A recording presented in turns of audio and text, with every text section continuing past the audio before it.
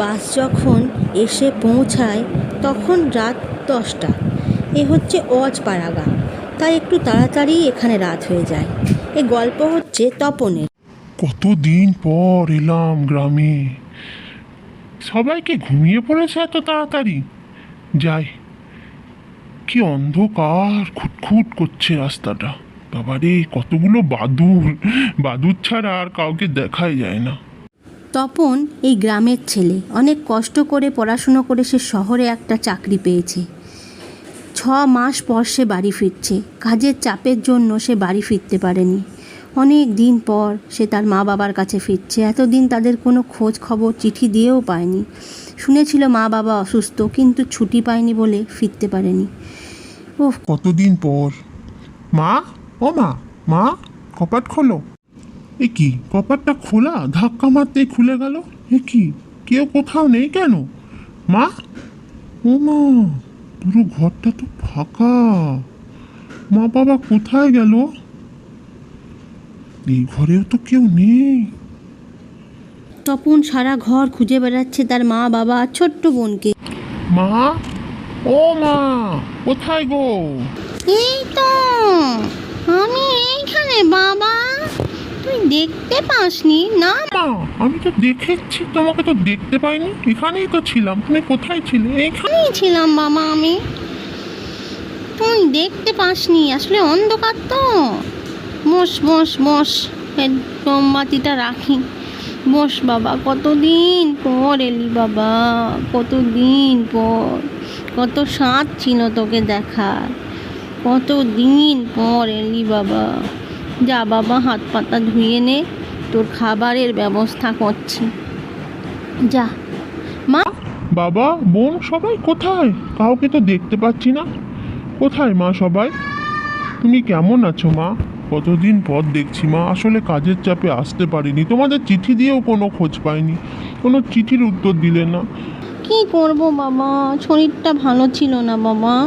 যা, হাত পাটা ধুয়ে নে, সাবধানে। বাইরের কুয়োতে যা, ভেতরের কুয়োয় জল নেই, পিছলে পড়িস না যেন, সাবধানে যাবি। বাপ, বাপরে বাপ, কুয়োপাড়টা কি অন্ধকার আর পিচ্ছিল। বাবা কোথায় কে জানে। চুপ। আরে, কি একটা আওয়াজ হলো। আরে বাবা, তুমি কোথা থেকে এলে? এখন তো ছিলে না। হ্যাঁ, গাছ থেকে ঝাঁপালাম। খ্যাপা ছেলে, এখানেই তো ছিলাম, অন্ধকারে তুই দেখতে পাসনি। বোবা হয়ে তাকিয়ে আছিস কেন? এতদিন পর এলি বাবা আমার। দাঁড়া, আমি আসছি। কোথায় যাচ্ছ তুমি এত রাতে বাবা? ওইদিকে কোথায় যাচ্ছ? আসছি রে, আসছি। তুই যা, তোর মা তোর খাবার নালা নিয়ে অপেক্ষা করছে। যা, ঘরে যা। তপন ঘরে ফিরে মায়ের হাতের রান্না খাচ্ছে। কত দিন পর মা গো, তোমার হাতের খাবার খাচ্ছি। সেই একই স্বাদ, খালি একটু বন্ধ করছে কেন বলো তো মা? খেতে খেতে অত কথা বলে না বাবা। এই তো বাবাও এসে গেছে। বাবা, তুমি বোনকে আনতে গেছিলে? বোন কোথায় বাবা? বাবা শোনো, এবারে আমি তোমাকে, মাকে আর বোনকে নিয়ে যাব। আমি একটা ভালো কোয়ার্টার পেয়েছি, ঠিক আছে? আরে ঠিক আছে, ঠিক আছে, সেসব কথা পরে হবে। আমি একটু আসছি, দেখি তোর বোন কত দূর এলো। রাত হয়ে। যা বাবা, এবারে শুয়ে পড়, অনেক রাত হয়েছে। তোর বোন এলে তোকে দেখে দেব, ঠিক আছে? তপন নিজের ঘরে আসে। তার মনে হাজার প্রশ্ন। মা বাবার গলার আওয়াজ, বিশেষ করে মায়ের, কেমন যেন নাকে নাকে, আগে তো ছিল না। এসব ভাবতে ভাবতে তপন কখন ঘুমিয়ে পড়েছে কে জানে। কিন্তু হঠাৎ মাঝরাতে একজনের আগমন ঘটে।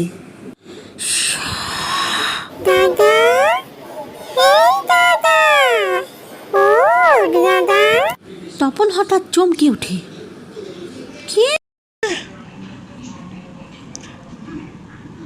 আরে বোন, তুই কখন এলি? কোথা দিয়ে এলি? দরজাটা তো বন্ধ রে। আমি তো লাগিয়ে শুয়েছিলাম। কোথা দিয়ে ঢুকলি তুই? জানলা দিয়ে।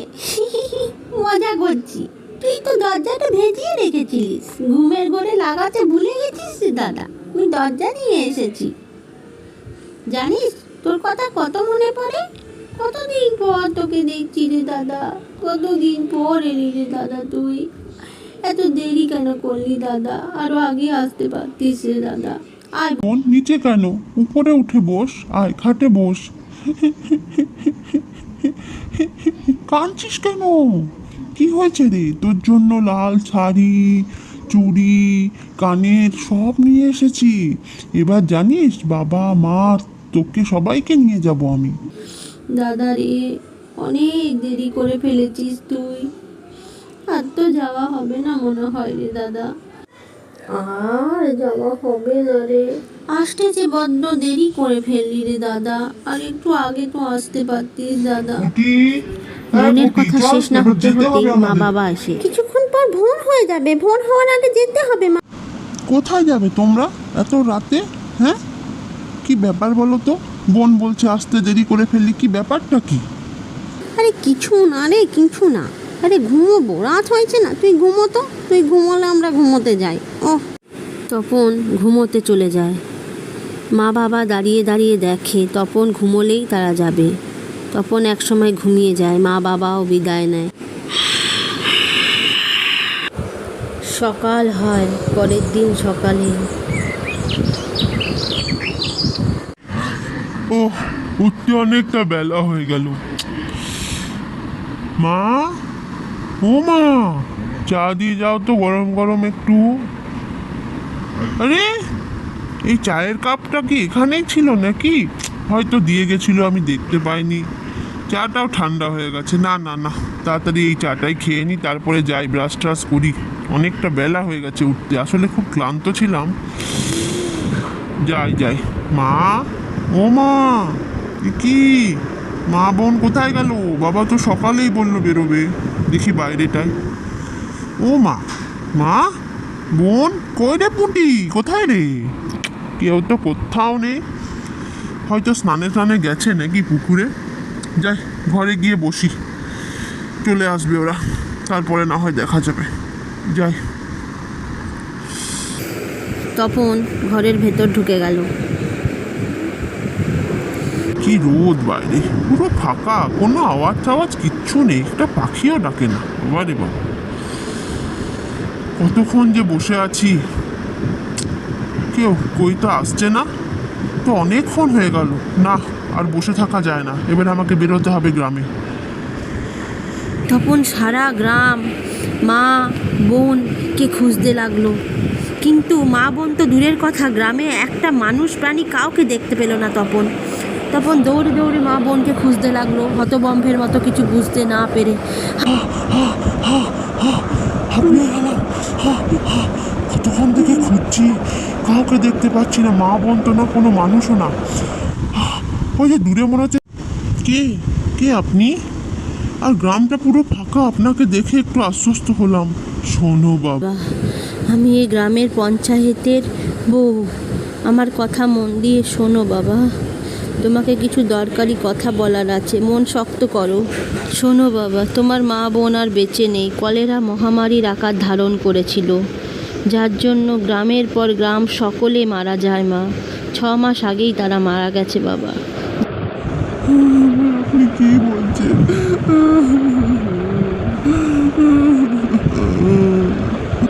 কেঁদো না বাবা, কেঁদো না বাবা, কেঁদো না। কী করার আছে বলো? তাদের আত্মার শান্তির জন্য শ্রাদ্ধ করতে হবে বাবা, যজ্ঞ করতে হবে, যার দায়িত্ব তোমার বাবা। তোমাকে ওদের আত্মার শান্তি কামনার জন্য, সারা গ্রামের শান্তি কামনার জন্য এখানে জাগ্রত মায়ের মন্দিরে যজ্ঞ করতে হবে বাবা। তারা মুক্তি পাবেন এই পেটজনি থেকে। কেঁদো না বাবা, মনকে শক্ত করো। চলো আমার সাথে, চলো, আমি তোমাকে নিয়ে যাচ্ছি জাগ্রত কালী মন্দিরে। চলো বাবা। বুড়ি আর তপন চলল সেই জাগ্রত কালী মায়ের মন্দিরে। তারা হেঁটে চলেছে। অবশেষে তারা পৌঁছালো সেই জাগ্রত মা কালীর মন্দিরে, যেখানে যজ্ঞের ব্যবস্থা করা আছে। যজ্ঞ এদিকে শুরু হয়ে গেছে। স্বাহা স্বাহা। তপন, বাবা বিদায় বাবা, ভালো থাকি। কেঁদো না তো। যজ্ঞ সম্পন্ন হলো, মা বাবার আত্মা মুক্তি পেল। এবার তপনের ফিরে যাওয়ার পালা। বুড়িমা, তোমারও তো কেউ নেই, আমারও কেউ নেই বুড়িমা, তুমি চলো বুড়িমা, আমার সঙ্গে চলো। আমি তো একা, তুমি থাকবে আমার সাথে। চলো না বুড়িমা, আমার সাথে চলো বুড়িমা। তাই কি হয় রে বাবা, এবারে যে আমারও যাওয়ার পালা বাবা, আমারও মুক্তি। বিদায় তপন, তুই ভালো থাকিস। তপন অবাক হয়ে তাকিয়ে থাকে।